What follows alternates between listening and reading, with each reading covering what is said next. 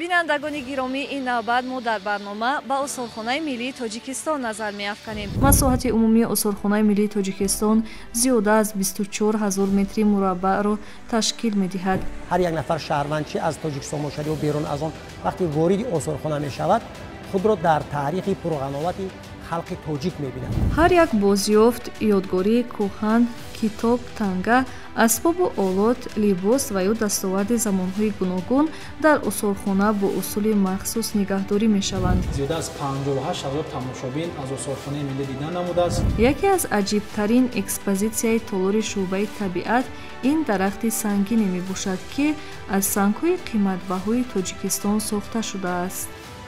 баландии миёнаи кӯҳзорҳо 5000 метр аз сатҳи бар мебошад. аз ҳама қуллаи баландтарин ки 7495 метр мебошад, ин қуллаи Исмоили Сомонӣ дорад.